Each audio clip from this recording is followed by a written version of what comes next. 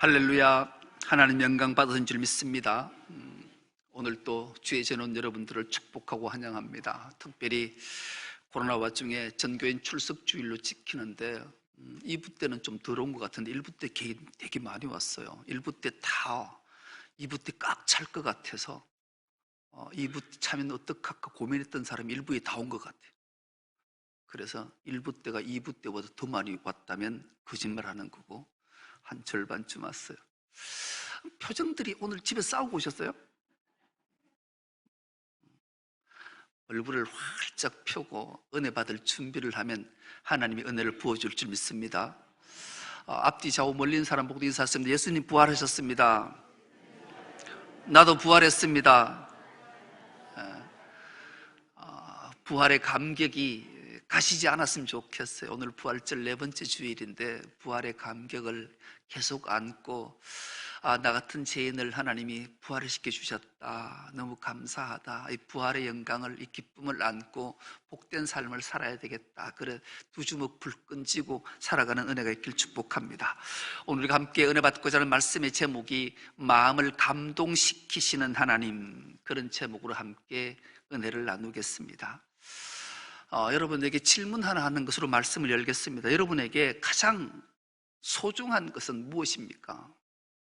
여러분 자신에게 가장 소중한 게 뭐라고 생각하십니까? 어느 마을에 노부부가 너무 다정스러운 모습을 보게 돼요. 어디 집 밖에만 나오면 늘 노부부가 손을 꼭 잡고 다니는 모습들을 봐요.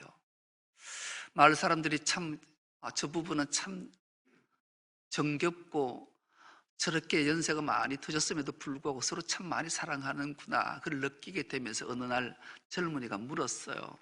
어르신, 보기가 너무 아름다워서 그런데요, 늘 밖에 나오셔서 서로 손을 잡고 다니시는 모습이 참 좋아요. 그러니까 이 어르신께서 이렇게 답을 해요. 우리는 손만 잡고 다니는 거 아니야.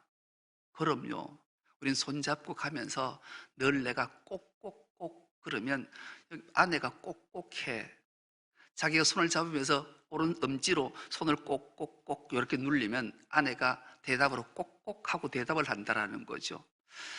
이건 내가 창안해낸 것이 아니라 배운 거야. 우리 옆집에 나보다 2살 많은 부부가 있었어. 그 부부들이 얼마나 서로 사랑하는지 늘 부러웠어. 그런데 어느 날 그 남편의 아내가 뇌졸중으로 쓰러졌어. 의식이 없이 전신마비가 되어서 누워있는데 그 남편이 그 아내의 침상에 가서 여보, 우리가 늘 하던 거 있지 하면서 그 아내의 귀에 대고 꼭꼭꼭 사랑해.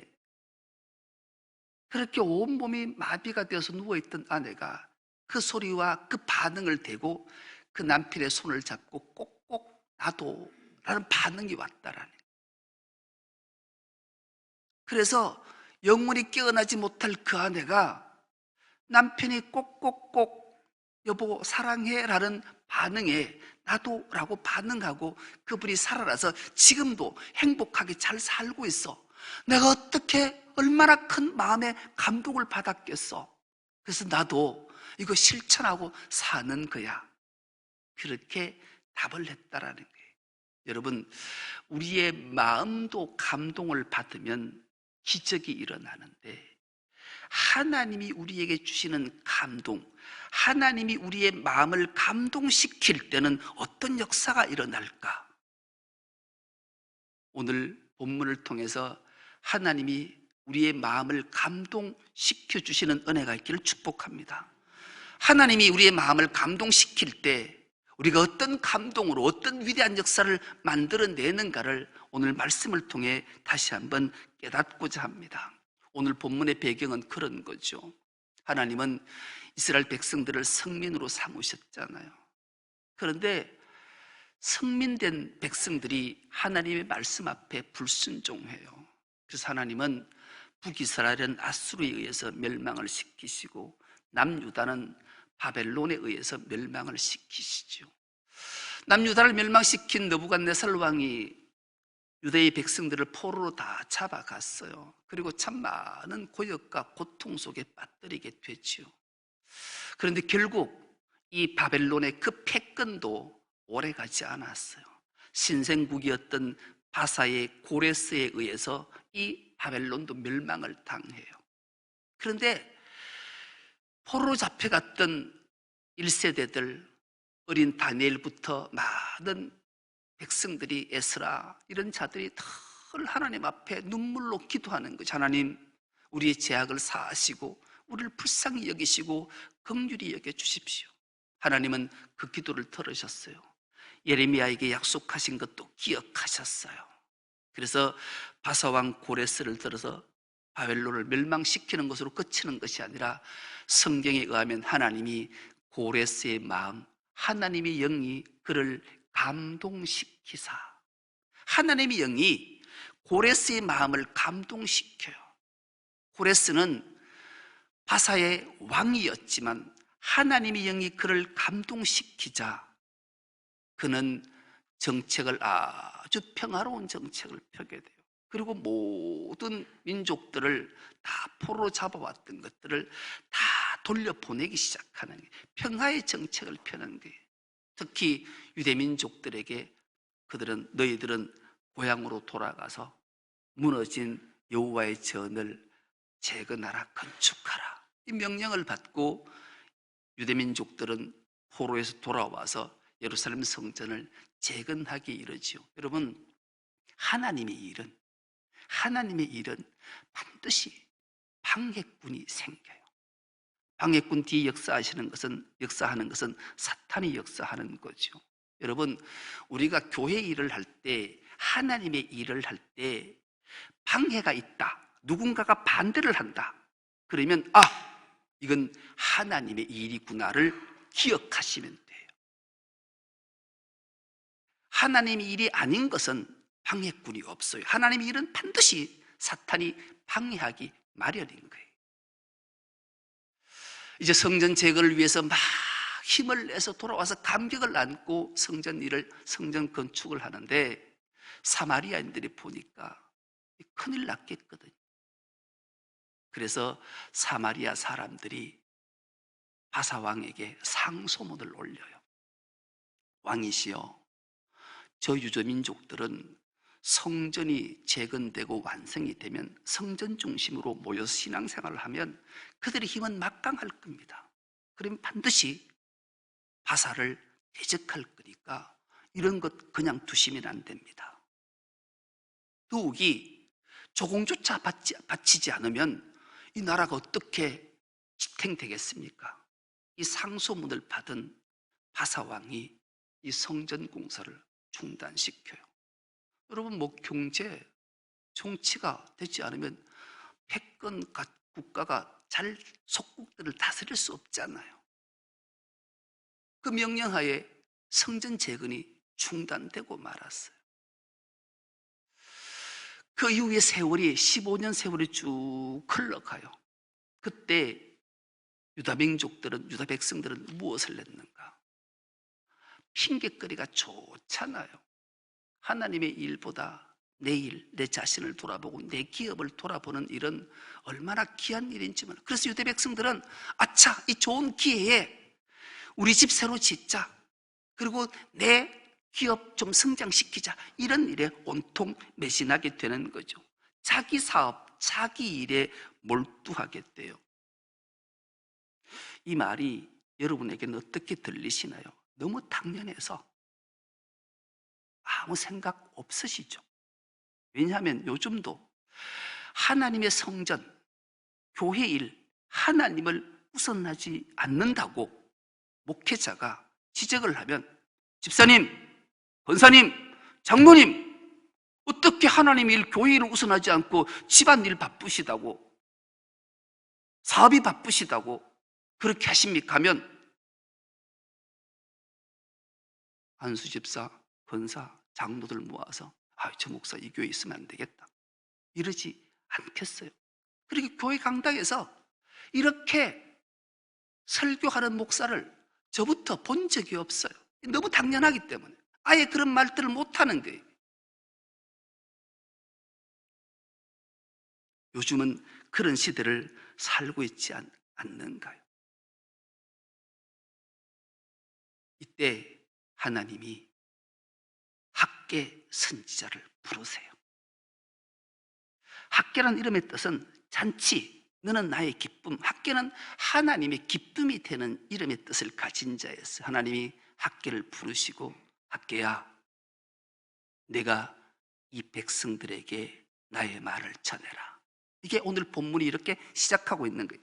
스알디엘 아들 스룹바벨과 요사닥의 아들 대제사장 요수아와 남은 모든 백성이 그들의 하나님 여호와의 목소리와 선지자 학계의 말을 들었으니 이는 그들의 하나님 여호와께서 그를 보내셨습니다. 백성이 다 여호와를 경외하며, 이렇게 시작되는 거예요. 하나님이 학계를 부르셔서 여호와의 말씀을 백성들에게 전하는 거예요. 그리고 학계는 백성들에게 설교를 하기 시작하는 거예요. 그러자 이 백성들이 여호와를 경외했대요. 그런데 중요한 것, 오늘 12절 말씀에 딱 한 단어를 우리가 찾아내야 되는데요. 어떤 단어일까요? 여러분, 어떤 단어를 찾아내셨나요? 남은 모든 백성이 그들의 하나님 여호와의 목소리와 선지자 학계의 설교를 들었다. 여러분, 올해 코로나19의 이 사태로 온통 세상이, 정부가, 언론이 이 교회에서 출발되는 것처럼 교회를 비판하고 박해하잖아요. 교회 가면 안 된다 하잖아요. 얼마나 좋은 핑계예요. 그래서 교회 안 나오는 사람들이 태반이잖아요. 지금 수도권에는 교회 예배 출석률이 30%밖에 안 된대요. 30% 넘는 교회를 찾아보기 어렵대요. 포항도 대형교회는 30%, 50% 겨우 된대요. 좋은 핑계거리가 된 거예요. 하나님 우선 안 해도 되는 거예요. 그래서 예배조차 드리지 않는 시대를 살아가요. 그런데 놀랍게도 오늘 모든 남은 모든 백성들이 오늘 여러분처럼 하나님 앞에 우선순위로 두고 예배를 제일로 두고 하나님의 일을 최우선하는 자들이 여호와의 말씀에 귀를 기울이는 거예요. 그리고 여호와의 사자 학계의 설교를 듣기 시작한, 그리고 여호와를 경외했대요. 도대체 어떤 설교, 여호와의 어떤 말씀이 있었기에 그들이 여호와를 경외했을까요? 13절과 14절입니다. 그때에 여호와의 사자 학계가 여호와의 위임을 받아 백성에게 말하여 이르되 여호와가 말하노니 내가 너희와 함께하노라. 거창한 대단한 설교한 거 아니에요. 여호와의 사자로 부름받았던 학계가 남은 모든 백성들에게 여호와가 이렇게 말씀하신다, 내가 너희와 함께하노라, 임마누엘 하겠다, 이 설교 하나에 남은 모든 백성이 여호와를 경외한 거예요. 더 나아가 14절입니다. 여호와께서 스알디엘의 아들 유다 총독 스룹바벨의 마음과 요사닥 아들 대제사장 요수아의 마음과 남은 모든 백성의 마음을 감동시키심에 그들이 와서 만군의 여호와 그들의 하나님의 전공사를 하였으니. 아멘.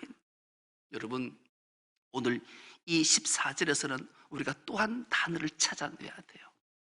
놀랍게도 유다의 총독 스룹바벨의 마음이, 대제사장 여호수아의 마음이, 남은 모든 백성들의 마음이 여호와의 말씀으로, 여호와의 영으로 감동을 받아서 15년 동안 멈췄던 성전 재건, 성전 건축이 다시 시작되는 역사가 있었다. 성경은 우리에게 증언해 주고 있는 거예요.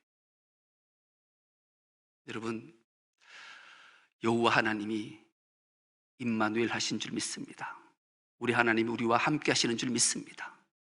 그 하나님이 오늘 우리에게 성령을 부어 주실 줄 믿습니다. 이 마음이라는 말은 마인드, 감정, 감성 이런 뜻이 아니에요. 그래서 마음은 루아흐, 영, 하나님의 영을 지칭하는 단어예요. 하나님의 영이 우리에게 임하게 되면 우리는 말 못할 감동이 우리에게 몰려오게 되는 거죠. 그렇다면 하나님의 영 반대는 뭘까요? 반대는 창세기 6장 3절은 이렇게 말씀하시는데요. 이 말씀 우리가 한 목소리를 한번 합독해 보겠습니다. 시작. 여호와께서 이르시되 나의 영이 영원히 사람과 함께 하지 아니하리니 이는 그들이 육신이 됨이라. 그러나 그들의 날은 120년이 되리라 하시니라. 아멘. 띄워두세요. 즉에서 나의 영, 즉 루아흐, 성령이 하나님이 우리 인간들을 만드실 때 흙으로 만들었잖아요. 흙은 육체, 육신인 거예요. 이 육신 속에 하나님이 영, 루아흐, 하나님의 영을 생기를 후 하고 불어넣으니 사람이 생명이 된 거예요. 영의 사람이 된 거죠. 그래서 이 영이 죄악으로 말미암아 추악하고 더러운 죄로 말미암아 하나님의 말씀에 불순종하고 여호와를 경외하지 않고 임마누엘 하지 않으시면 이 영은 떠나가서 육체가 되는 거예요. 육신이 되는 거예요. 그래서 영의 반대는 육신인 거예요. 인간이 육신이 되면 그냥 살아있어도 아무 의미가 없는 거예요. 하나님이 영 안에 그 안에 거하시지 않으면 그냥 육체에 움직이는 생각나는 대로 사는 거예요. 그 속에 마음 하나님의 영이 들어갈 때 놀라운 역사가 나타나는 거죠. 그 역사를 요엘 2장 28절에 이렇게 우리에게 말씀해 주시는데요. 이 말씀도 우리가 한 목소리 합독해 보겠습니다. 시작. 그 후에 내가 내 영을 만민에게 부어주리니 너희 자녀들이 장래일을 말할 것이며 너희 늙은이는 꿈을 꾸며 너희 젊은이는 이상을 볼 것이며. 아멘. 여기도 내 영, 루아흐, 하나님의 영을 만민, 모든 백성, 육체, 육신에게 이런 뜻이에요. 만민은 육신을 지칭하는 단어예요. 말세 때가 되면 하나님의 영을 육체에게, 육신에게 불어넣어주면 늙은이는 이상을 보고 환상을 보고 젊은이는 꿈을 꾸는 놀라운 역사가 나타나게 된다는 거죠. 오늘 또 우리가 육신된 육체된 우리로 이 자리에 있다면 사모해야 돼요. 주여 나에게 은혜를 베푸셔서 하나님의 영을 나에게 부어주십시오. 아니 하나님의 영, 거룩한 영이 내 속에 내주하시지만 내가 욕심으로 탐욕으로 룩져서 그 영을 여전히 내 속에 죽어있게 하셨다면 하나님 다시 한번 십자가의 볼로 내 죄악을 씻기시고 죽어있는 성령을 일깨워 주셔서 나를 주장해 주십시오. 내 마음을 주장해 주십시오. 나를 감동케 해 주십시오. 이렇게 사모하면 주님은 우리를 반드시 주의 영으로 우리를 감동시켜 주실 줄 믿습니다. 여러분, 마음은 감성이 아니에요. 우리는 여기에 미혹되면 아니에요. 신앙은 감성으로 하는 것이 아니에요. 누구가 어떤 달콤한 말, 어떤 막 기가 막힌 감격스러운 일, 어떤 위대한 감정 이런 것들을 할 때 나 감동받은 것 같아. 감성이 막 이건 신앙이 아니, 영이 아니. 세상은 그런 마음을 말하는 거죠. 야로 들었던 노부부의 그 따뜻한 사랑의 마음들, 그것들은 감성을 건드리고 신앙은 그런 것들이 아니에요. 그래서 감정적으로, 감성으로 신앙생활을 하면 예수님은 그를 모래 위에 지은 집 같으니 이렇게 말씀해요. 감정의 기초에서 감성에 기초해서 신앙생활을 하면 어느 날 나에게 어려움이 닥치고 고난이 닥치고 시련이 닥치면 신앙은 버리는 것, 헌신짝처럼 버리는 거예요. 요즘처럼 코로나 사태가 막 있으면 감정적으로 두려운 거예요. 그럼 신앙생활 못하는 거예요. 오히려 교회에 대해서 비난, 비판, 불평의 소리를 토해내는 거예요. 모래 위에 지은 집은 비가 내리고 창수가 나고 바람이 불면 무너지는 거죠. 감정에 기초한 신앙은 이런 일이 생기면 무너지게 마련이고 당연한 거예요. 그러나 반석 위에 지은 집은 하나님의 영이신 영으로 감동받은 자의 신앙은 결코 무너지지 않는 거죠. 그래서 신앙은 감정에 기초하지 말고 진리인 하나님의 말씀에 기초해야 된다. 한번 따라 한번 해보겠습니다. 신앙은 감성과 감정에 기초하지 말고 진리인 말씀에 기초해야 한다. 그렇습니다. 진리인 하나님의 말씀에 기초할 때, 반석이신 예수 그리스도에게 기초할 때 비가 내리고 창수가 나고 바람이 불어도 무너지지 않는 거예요. 어떤 코로나19보다 더한 바이러스가 이 세상을 엄습해도 주저하지 않는 거예요. 그래서 하나님의 영이 그에게 임하자 백성들이 감동하고 대각성하는 일이 일어나게 된 거죠. 죽은 육신이 하나님의 영이 그 속에 부어지자, 그 마음에 부어지자 대각성 운동이 일어난 거예요. 그래서 주의 일들을 감당하게 되죠. 그들이 깨달았어요. 아, 우리가 이래서는 안 되는구나. 하나님 우선주의로 성전 건축부터 성전 재건부터 우리가 힘쓰자. 그래서 그들이 다짐해서 성전 재건을 시작하려고 해요. 여러분, 다시 우리가 마음을 다잡고 하나님의 일을 하려고 하면 방해꾼이 또 생길까요? 생기지 않을까요? 두말하면 잔소리죠. 반드시 생겨요. 어떻게 생기는지 이 기막힌 말씀이 성경에 기록되어져 있는데요, 스가랴 3장 1절에서 2절 말씀을 우리가 한 목소리를 한번 합독해 보겠습니다. 시작. 대제사장 여호수아는 여호와의 천사 앞에 섰고 사탄은 그의 오른쪽에 서서 그를 대적하는 것을 여호와께서 내게 보이시니라. 여호와께서 사탄에게 이르시되, 사탄아, 여호와께서 너를 책망하노라. 예루살렘을 택한 여호와께서 너를 책망하노라. 이는 풀에서 꺼낸 거슬린 나무가 아니냐 하실 때에, 1절을 다시 한번 띄워주세요. 여러분,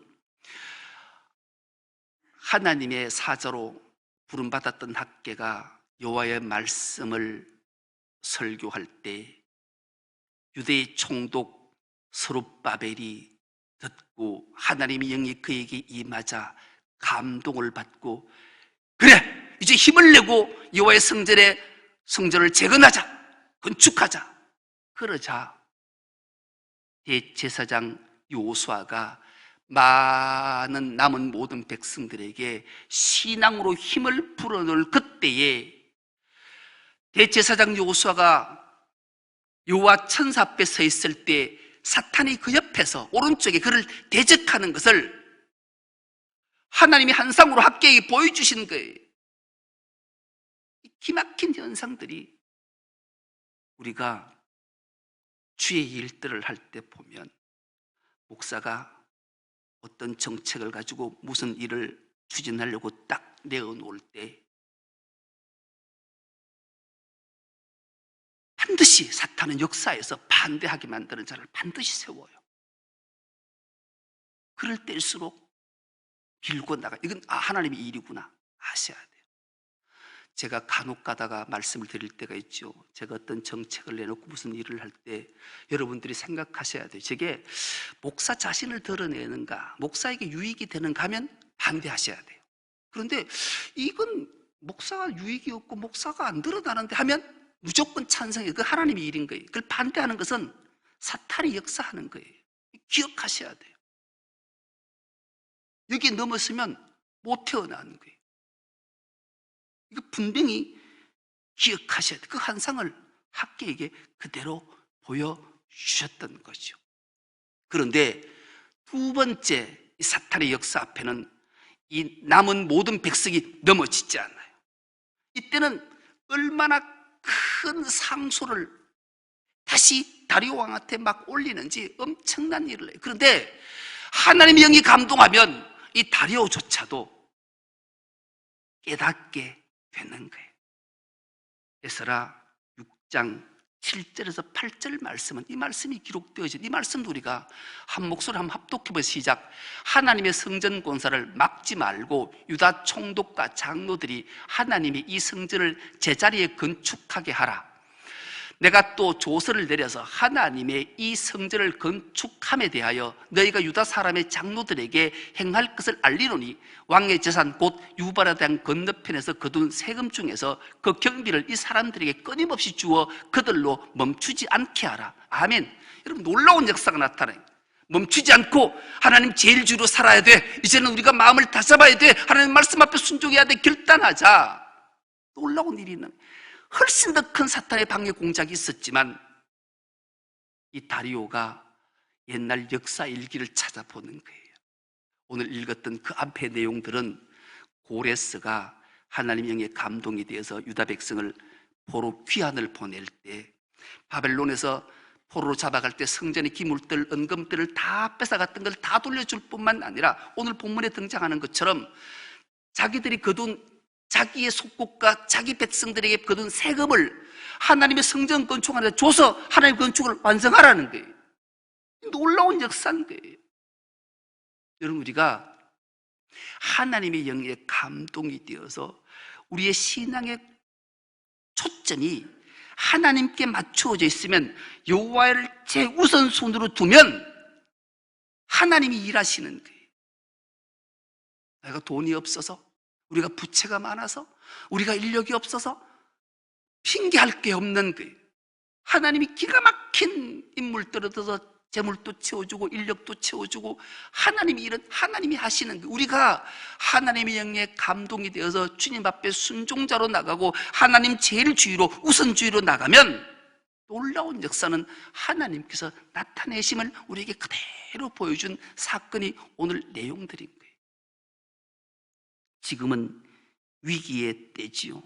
이때 우리가 하나님의 말씀 앞에 앉아서 성령의 은혜를 사모하면, 하나님은 꾸짖지 않고 후히 주시는 그 하나님이 우리에게 성령의 충만함을 허락하셔서 우리를 감동시키셔서 하나님 일을 이끌어가는데 우리 한 사람 한 사람을 다 사용해 주실 줄 믿습니다.